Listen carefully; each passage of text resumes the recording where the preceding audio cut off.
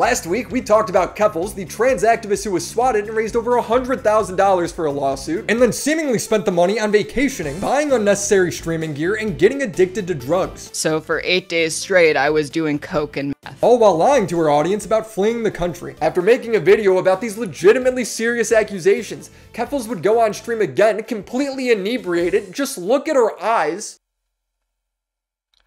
Whoa. I'm starting to think Trump isn't as good at business. He's not good at business. He's real bad at business. Also, I want you all to know that I'm not intoxicated in any way. I've just been up for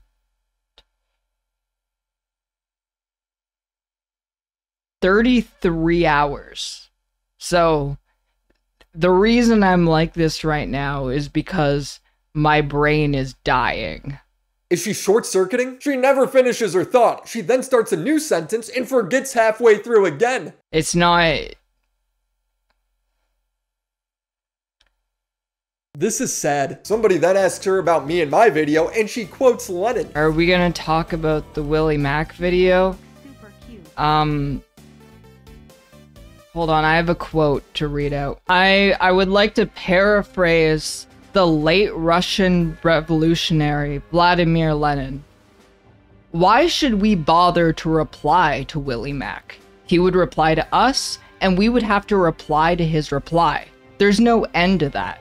It will be quite enough for us to announce that Willy Mac is a traitor to the working class, and everyone will understand. So that's my statement. There's no point. None of this shit ever ends. I don't care. He can say whatever he wants about me, and I think that he can fucking eat shit. Who cares? When Keffals says there's no point in responding because then we'll respond infinitely, that's not true. I'm accusing you of misappropriating GoFundMe money. You can easily prove me wrong by showing a breakdown of the money. She writes this off as normal drama. It's actually quite serious. I said that I was done. I said that I was done, and I am done. I'm actually done. I'm not doing drama coverage. H3H3 has shown a breakdown of his crowdfunded money in the past. Carl Jobst has done the same. Why can't you? Here's the thing. Keffals has already admitted to misappropriating funds in a video titled I Was Graped. The ex accuses Keffals of abuse. She accuses her ex of abuse. They have a competition for who has the most mental baggage. Althea accused me of economic exploitation in the form of economic abuse, saying that I trashed the apartment we shared and that I made her pay $1,200 in repairs. How is that not exploitative? The apartment was partially trashed because of the police searching for a handgun after the swatting, and also that I sometimes struggle to keep things tidy. I'm disabled. I have chronic pain issues. I have chronic fatigue. I give 100% to streaming, to making content. I'm good at it. I love my job, but sometimes I really struggle with everything that I have to do in my life. So she's not even denying being a slob. It's like the Victim Olympics. Canada is sweeping this year. It's really stupid. But this is when it was revealed that Keffals wasn't trying to run away from Kiwi Farms or the Doxers. She was just trying to move away from her ex. And there was a criticism that I frequently got throughout that time. How does moving to a different country help you with online harassment? And as we found out, it didn't. And I knew that no matter where I went in the world, I would not escape online harassment as long as I was an online figure. And the truth is, I left the country because of my ex. Her ex coerced her into intercourse, which I guess is where the title comes from, although she never goes into detail, but more importantly, it means her having to move away in her GoFundMe due to her doxers. All the articles claiming it was necessary to flee to Ireland due to imminent threats to her life, it's all a lie. She moved because of her ex. That's not what the money was raised for. This is fraud. Another part of the GoFundMe's original claim was that her ex needed money due to unjust seizures, impacting whether or not she could finish her doctorate. So here's a signal message. August 21st, between me and Althea. I had a streamer friend who lives in the UK offer to let me live with him and his wife for a bit, and it's such a tempting offer. Just out of the country. And Althea responds, yeah, maybe. And I responded, but would you even be cool with me doing that? I feel like it'd just make you really sad because the implication here is I'm going alone. And Althea responds to this, I'd hope you'd want to bring me. And I tried to let her down gently. And I said, you don't have a passport. And Althea responds to that, I thought you could pay to expedite your first one. So she was really doing everything that she could to maintain that proximity to me, even though it had been made clear repeatedly that I wanted space. You aren't being clear at all. Keffals then says she's never going back to Canada, taking time to zoom in on her crying. I am so scared of her. I'm not even going back to Canada to see my family on Christmas because I don't want to be in the same city as her.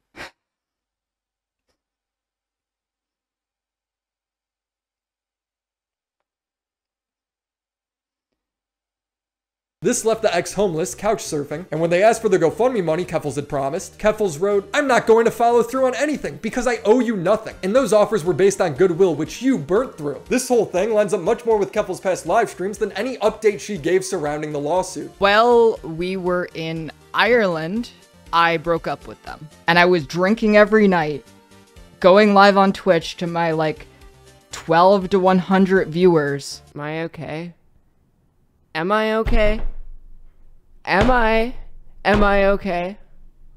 So what happened to the rest of the money? Well, there's some evidence supporting that she spent it on things that were not listed on the GoFundMe. Some of it we already know, like her IRL streaming setup, as well as suspected drugs. But other receipts, I'm just not comfortable with going public yet until they are confirmed. I'm working with a much bigger, more experienced YouTuber on that. Until then, I want to talk about Keffals' grooming allegations, victimization, and black market hormones. It just seems so wrong, it makes me want to break things, throw things at the ground, throw things at the wall, but it won't break. Because it's the dependable and reliable Ridge wallet, made from tough materials like titanium, aluminum, or carbon fiber. I've been using Ridge for about 5 months now and is the best wallet I've ever had. I've sent this thing through the washing machine, spilled drinks on it. My old wallet literally had stank to it, but with Ridge it's no problem. It's a tank and incredibly comfortable, but my favorite feature is that your wallet is now part of your swag, another way to express yourself. Whether it's camouflage, your favorite sports team, or just a new take on that classic leather look. I think it's a great gift for yourself or for somebody else, and it comes with amazing features like the Apple AirTag attachment, a cash clip, a key organizer, which when you're holding a bunch of things, it's nice to be able to flip out your key with one hand instead of jumbling around for the right key. So upgrade your wallet game and go to ridge.com/WillyMacShow to get 30% off through April 1st. Thank you, Ridge, for sponsoring today's video. I love drugs and sketchy pills, and my favorite ones are the ones that kill quickly. Keffals is a big trans youth advocate because she transitioned at just 16 years old. And if Keffals wants to promote that parents should let their kids medically transition while they're underage, then I'm okay with that. It's a conversation. What's crazy is Keffals going behind parents' back to promote black market hormones to minors. Someone would argue, age of consent laws are good for a reason. Under 18 is too young for permanent life-altering medical decisions, such as hormone therapy. Keffals would quote tweet, I am donating thousands of dollars a year to a resource so people affected by hysterical anti-trans laws can access hormone replacement therapy before the age of 18. I do not give a single shit what you think. I am doing nothing wrong, nor will I ever back down. This is a heated topic, even among other trans people. I don't think it's fair to parents. Not just the kids, but it's also not fair to the parents. It's not fair to the parents. Since when has being trans and transitioning had anything to do with anyone except for the person who is trans? Children aren't property. They're human beings. She funded her friend's entire website where that was the point, to get around the barrier that was parents. The DIY HRT site was and still is the top result on Google. Its purpose was to tell minors how to buy HRT and DIY hormones from people, giving explicit directions. Learn to buy Bitcoin. If you're a minor, get a trusted adult to purchase Bitcoin for you. But as Keffals gained more relevancy with her Drop Kiwi Farms campaign, she realized that this was a bad look and just started lying about it on the H3 podcast. One of their problems is that you are supporting young people, young trans people who didn't have access to hormones. You are telling them how to make homemade hormones. Oh my God. No, I don't know how to make homemade hormones. I noticed the new thing is they're saying that I'm teaching people how to make hormones in their bathtub, which just sounds insane. That Like, sounds difficult. Yeah, I mean, I wouldn't know yeah, how do you to- do that? But it's not that far off. The HRT website she funded gives step-by-step instructions on how to make your own hormones, as well as the option to buy other people's homemade hormones. Her acting all sneaky about it makes it seem like she's doing something wrong. What's the truth? I mean, you do have some kind of community where you're helping young trans people, right? That's like something Yeah, you're of passionate course. about. Yeah. And so where do you guys do this? Is it like a Discord or something, or like a community? Oh, it's like a Twitch stream. Oh, just on Twitch. Yeah. So it's all just out in the public. Yeah. Because they make it sound like you have some kind of secret or some community spot that's not publicly seen where you're talking with kids and stuff. But that's not even the case. No. They really are just straight up lying, huh? Shouldn't surprise me that much, but yeah. That's not true. She has a private Discord called Catboy Ranch, where half the point of joining is for bi-weekly support groups that are facilitated by a support worker. She's tweeted, "I've assisted at least half a dozen minors to get hormone replacement therapy. Cope and seed." Her friend who runs the site saying, "I have unironically transitioned half a dozen minors. No one tell him I've helped more than one minor order. I don't groom children. I just show dozens of kids every week how to buy BathTub estrogen with cryptocurrency and how to hide it from their parents. What are you talking about? The packaging of the hormones says keep out of reach of parents." They had Lolly branded HRT, which writes, "Don't look at my giant girl dick." There's an instructional video showing minors how to inject it. This is insane. The scariest part is Keffals admitting herself that she knows nothing about hormones. And especially because anytime anyone has a question, I just direct them to you because I don't know anything about this stuff. It's like hormones is not something I really like. I don't really do the kind of advocacy you do. Then why are you so passionate about this black market HRT? She defends stuff and takes strong positions on things she knows nothing about. It made me really want to revisit the whole Catboy Ranch thing. Catboy Ranch was a Discord server that had grooming allegations in it. Keffals' Twitter account at the time was Catboy Ranch, even saying she ran it. Keffals was referred to as the rancher by minors. Keffals showed support to them by saying they had a fat ass. Keffals would leave the Discord because of Lolly being posted to it, and she'd write, "I have absolutely nothing to do with that Discord, and I think that it is disgusting. I'll warn people about the Discord." Someone would ask, "By that you mean you'll leave the Discord?" Keffals would reply with, "Already did. I wasn't active or aware of this until now." She would then get pummeled in the replies. "Bruh, I was joking. I didn't know you were a part of it." Did she actually just admit to being part of that groomer Discord? Kaz law is once again proven true. So she was in it and there was one inappropriate public message, but nothing damning, right? Well, she still owns the Discord Catboy Ranch, and it's locked behind a Patreon paywall. When I joined, I was pleased to see that the rules banned all NSFW content. They even had a snitching rule in case inappropriate things got said, but I was still clearly locked from seeing the entire server. So the question is, why would the trans youth activist have a Discord named after her grooming allegations? Well, because it was a good meme. So, like, the reason why the Discord is named Catboy Ranch isn't because I love catboys or something. It's a throwback to the fact that there was a conspiracy theory made up by lolicons, like by the people who, like, really loved Sharon child pornography, because I called them pedophiles, right? And their response to that was to make up a conspiracy about how I had a grooming Discord called Catboy Ranch. And I decided as a flex to name my Discord Catboy Ranch. Just to fucking flex on them. It's a weird thing to meme, especially when you're selling Lolly branded HRT to minors, which you gotta question the safety of. She has a normal Discord, but names in a way that will bring her and her community heat. Awesome. She truly is the worst activist.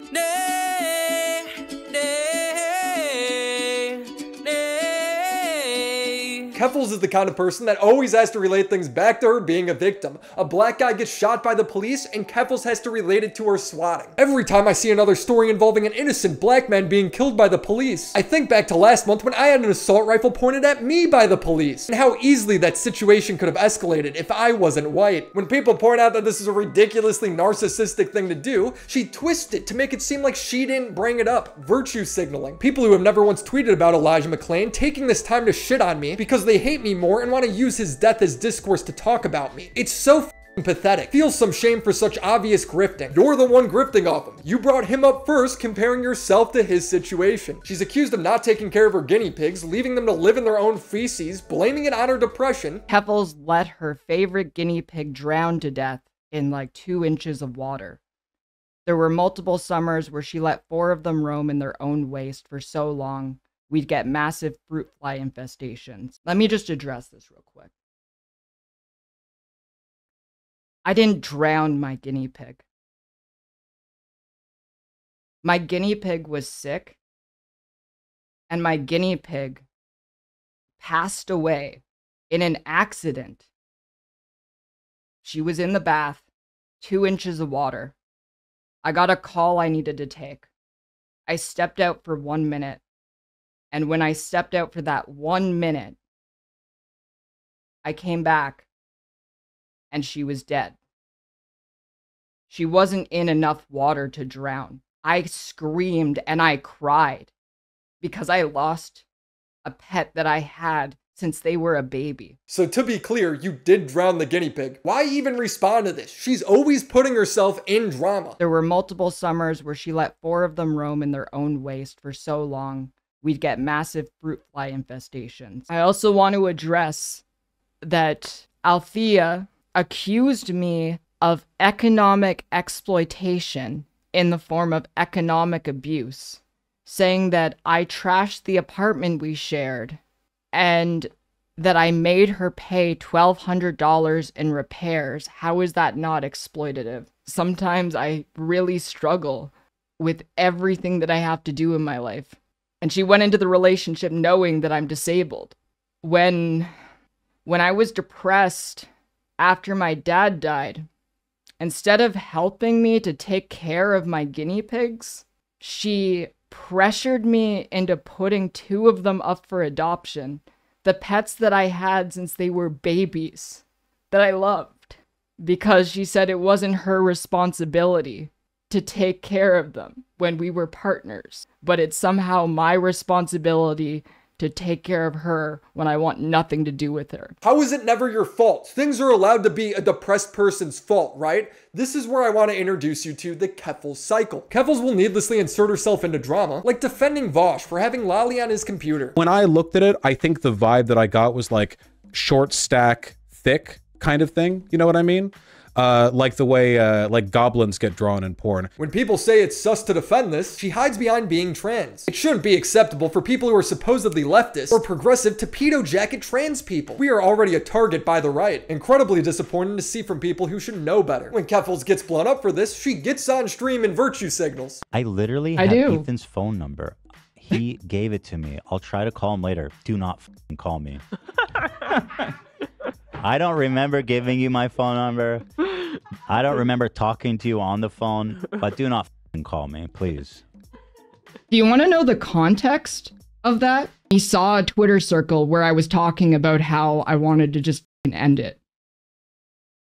And he reached out and gave me his phone number. That's what the context was.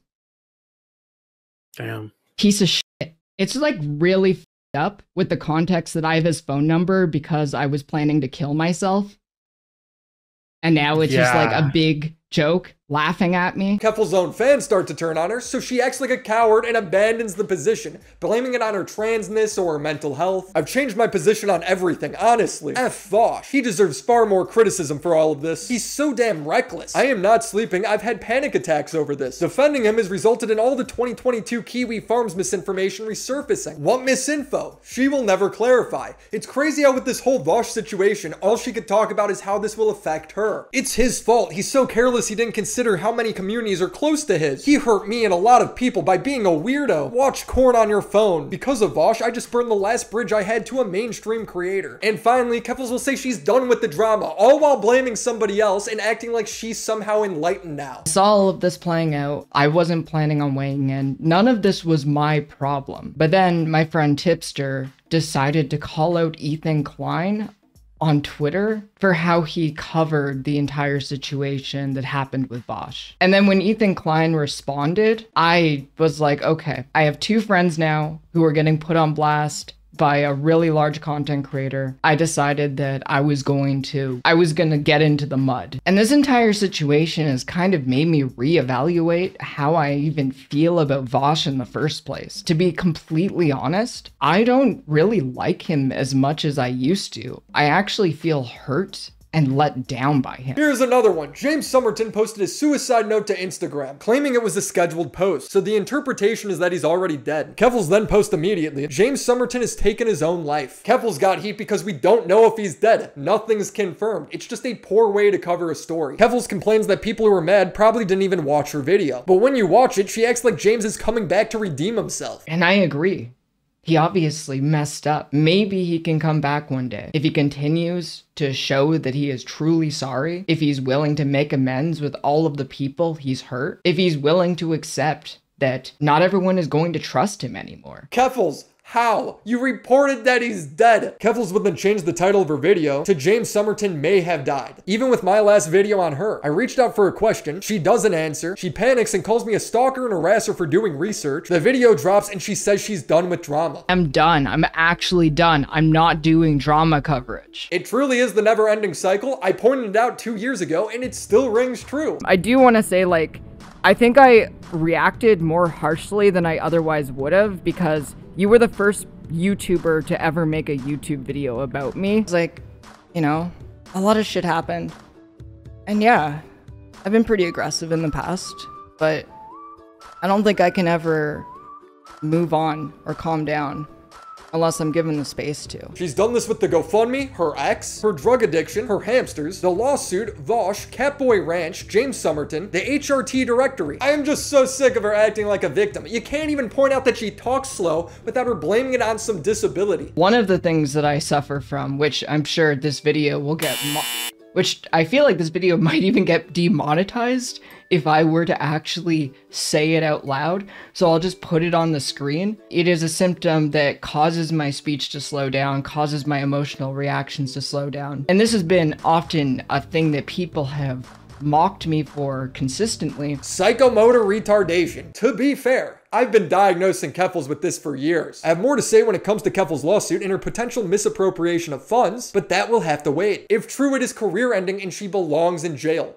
So subscribe to the channel, and shout out to Doomer Media for helping me write and research this video. Shout out to the homies over on Patreon: Phoebes, Crimson Glass, Riveter, Christina Vina, Mac Monkey, Drinko Bex, Necro Valley, Stefan Bildman, Abby Blackbird, The Confusing Opinion, Eddie Bizzle, Tiz McFitz, Christopher H, TV Anthology Reviews, Hankelmore, Sennial Music, Lucas If, E.T. Automatic, Fayunder, and the mega homies: Reynolds Hughes, Hellison, IGP Cone, Zombie Fox or Taxi, Latchkey Goth Boy, Cyber Katie, Lore Reloaded, Papa Gut, Caden Lulin, Luis G, XO Irish XO, BA Subway, Hawk and Load, Zerophonic, Derek Do, Strictly Patrick, Kitty Cat, A Screaming Cloaker, and Terox.